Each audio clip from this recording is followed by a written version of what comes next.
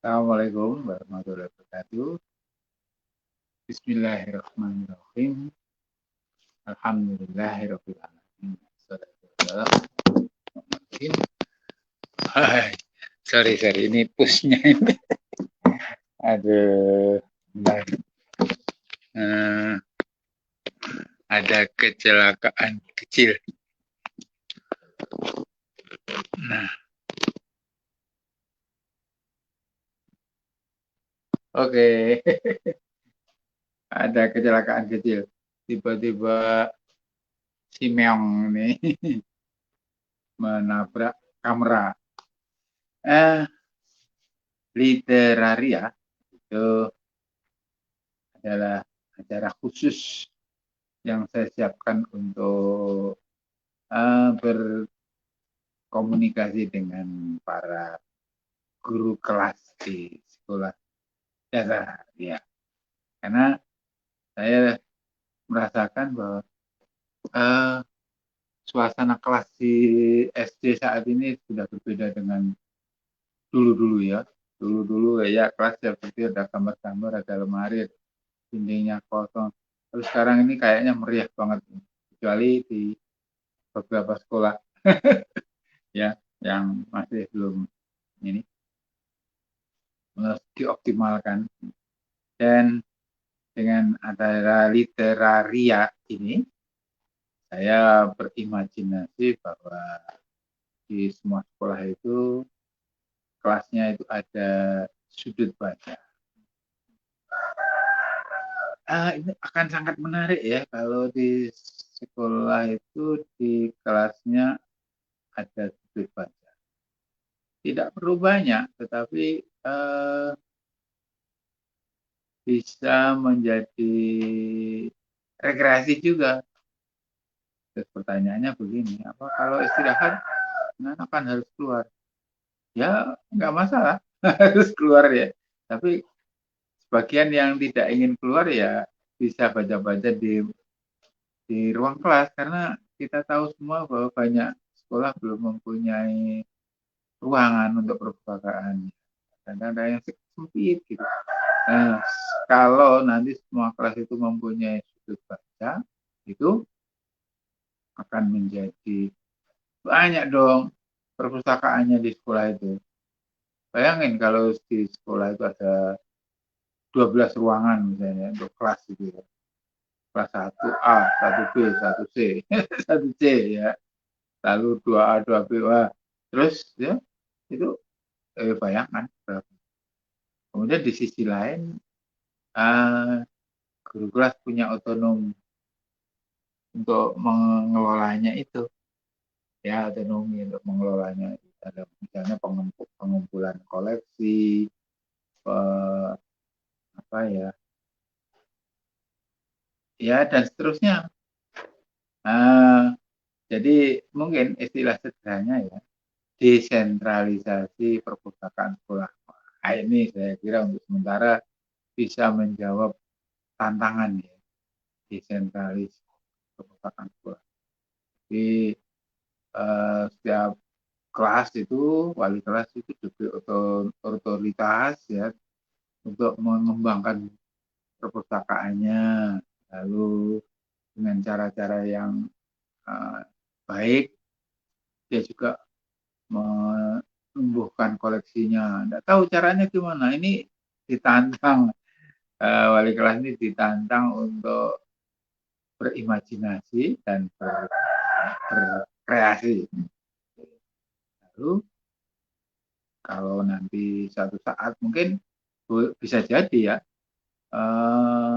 koleksinya itu sudah jenuh, artinya semua buku yang ada di sana sudah dibaca oleh siswa di kelas itu, bisa bertukar koleksi dengan kelas sebelahnya, tukar-tukeran gitu. Ini kan menarik sekali ya. Tapi saya tidak tahu apakah ini terlintas dalam imajinasi teman-teman ya. Jadi teman-teman mungkin karena kesibukannya sudah tidak sempat lagi berimajinasi.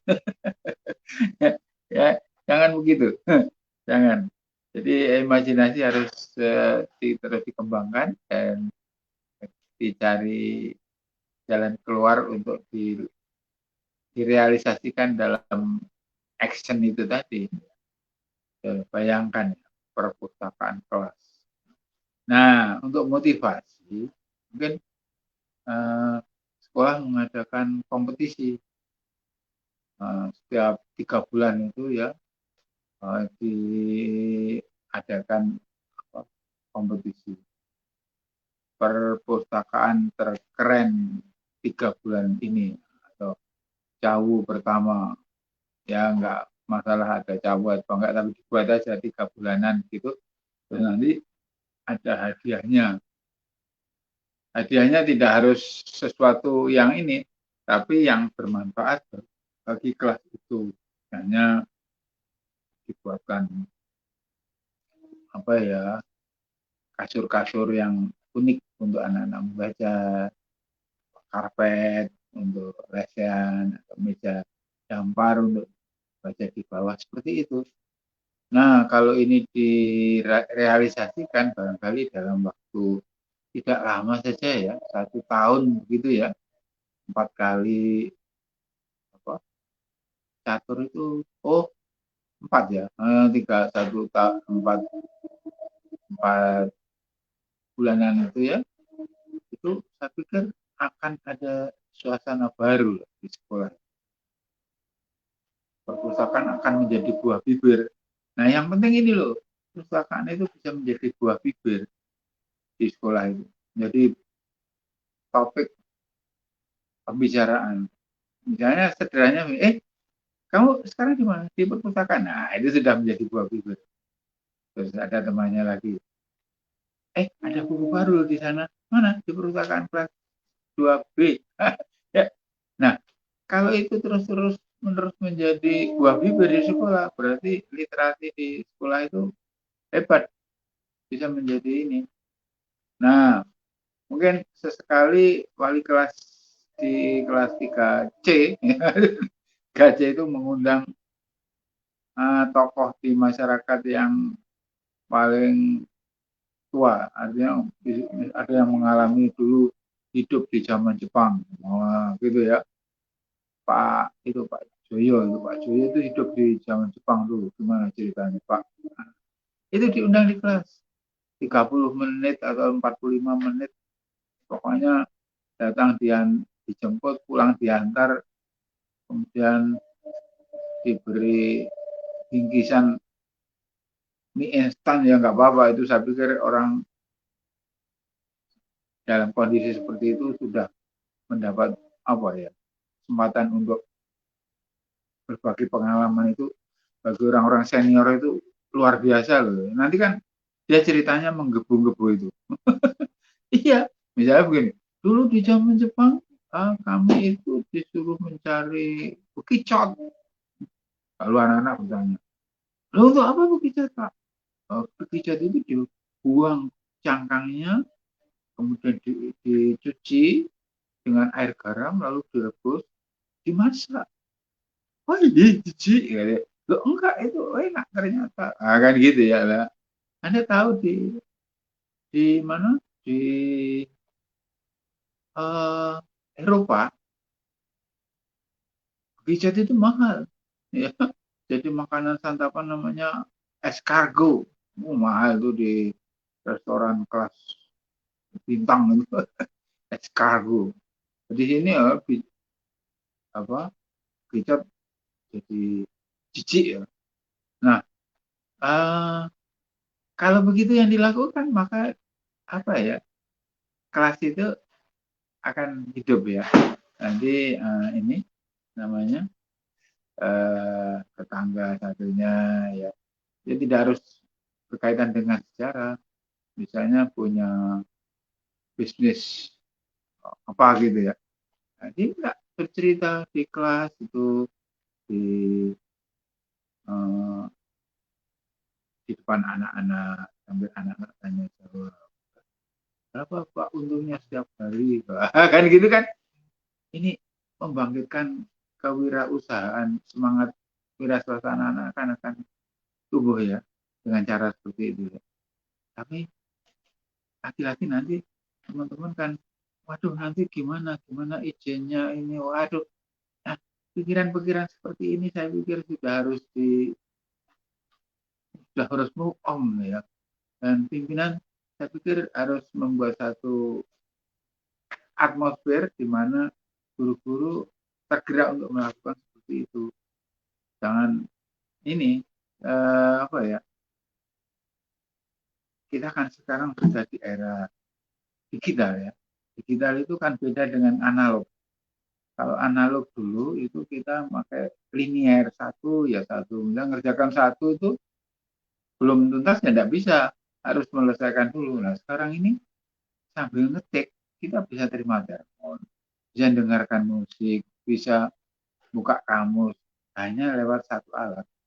Dulu mana mungkin itu. Nah kalau kondisi itu sekarang kita pertahankan seperti dulu ya, terus apa gunanya kita punya gadget itu hanya untuk satu hal saja ya yang padahal harganya mahal ya, mahal.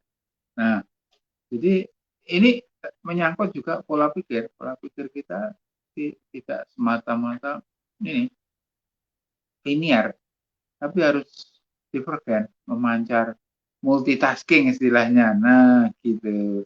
Multitasking. Nah, kembali ke perpustakaan sudut baca di kelas tadi, kalau ini belum menjadi program sekolah, saya pikir guru kelas juga boleh melakukan inisiatif sendiri, ya.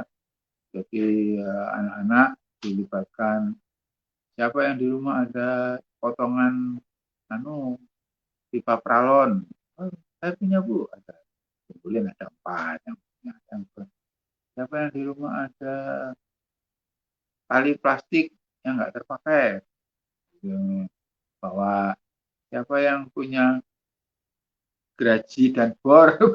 Akhirnya baik, hari Sabtu nanti kita rame-rame bikin sudut baca ya, peralonnya dipotong-potong gini lalu jadi rak gantung. Siapa yang di rumah ada buku nggak dibawa baca majalah? Bu. Nah, jadi dengan cara-cara seperti itu, saya pikir ini loh, kita nggak selalu buntu ya, buntu uang. Ini nggak ada cara ini, kita nggak ada dana, nggak ada. Alternatif belum kita temukan, kita yang lebih banyak tuh keluarnya daripada solusinya kan nggak ini nggak keren itu ya. Kalau boleh saya cerita sedikit dulu, saya waktu di sekolah juga kebetulan saya dapat kesempatan jadi wali kelas. Nah saya merangkap pengajar jadi wali kelas dan sekaligus mengelola perpustakaan sekolah. Nah, jadi mumpung kekuasaan saya besar pegang BUMN macam-macam seperti itu. Ada BUMN. Kan saya bisa menggunakan fasilitas yang miliki untuk mengembangkan kelas saya. Akhirnya saya mau meminjam buku-buku di perpustakaan itu untuk saya taruh di kelas. Izin ke kepala perpustakaan ya. Siapa? Saya sendiri.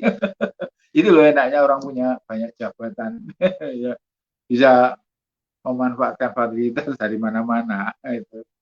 Nah, akhirnya saya buat sudut baca di kelas saya. Nah, ya mula-mula ya sepi atau gimana ya. Tapi lama-lama juga menarik. Hanya saja, nah ini jeleknya kita itu kan gini.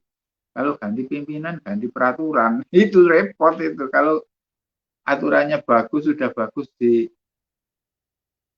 ya, mestinya hanya dilanjutkan, bukan diganti, diputus.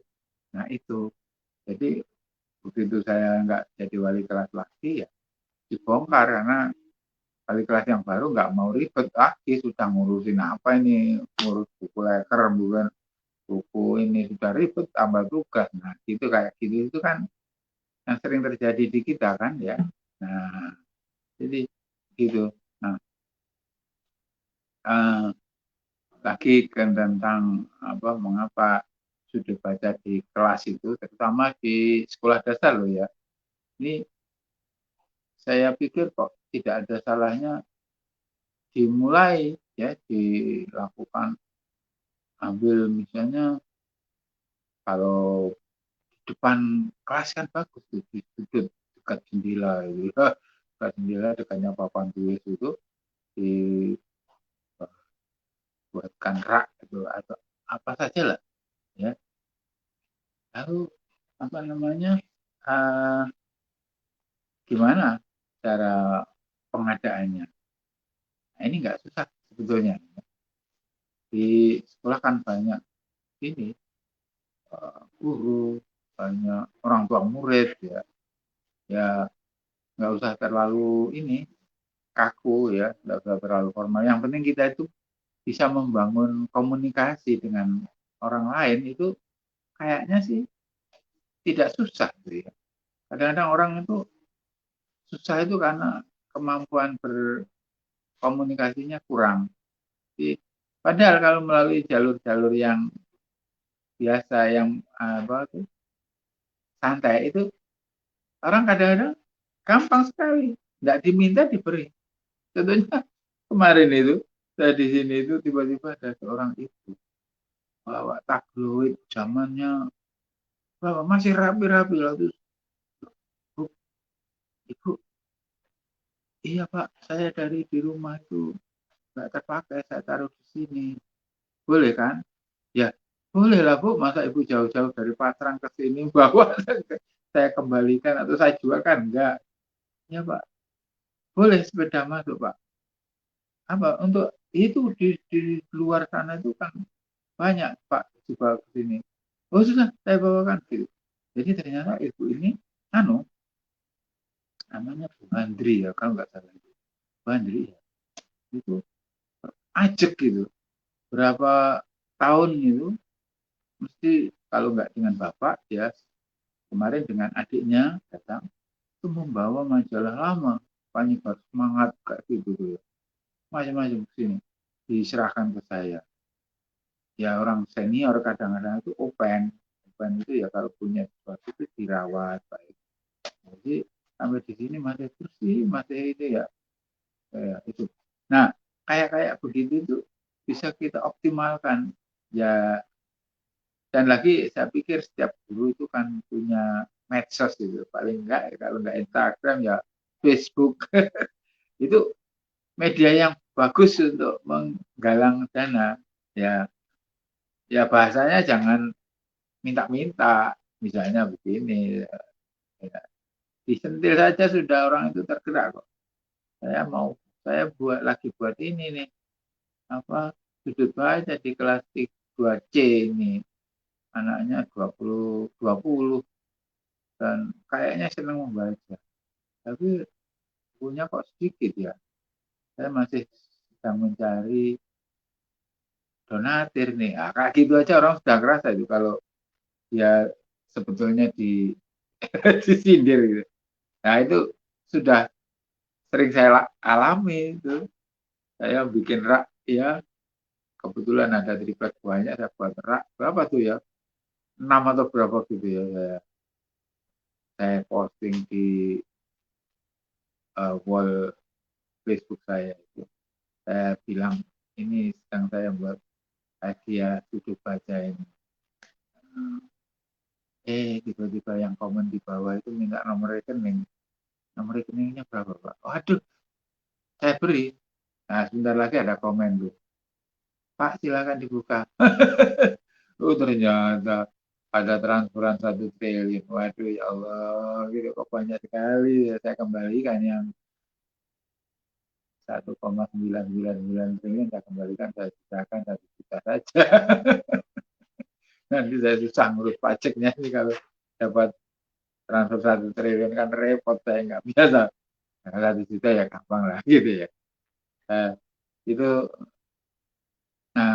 gitu jadi lagi-lagi kita kan orang dewasa itu mikirnya begini loh ingat dulu waktu kita masih kecil itu dapat buku baru itu kan senang sekali luar biasa nah kalau sekarang berhadapan dengan anak-anak ya kita mestinya bisa membayangkan ini anak-anak kalau diberikan buku senang sekali loh jadi banyak orang mengeluh kenapa didominasi oleh HP-nya?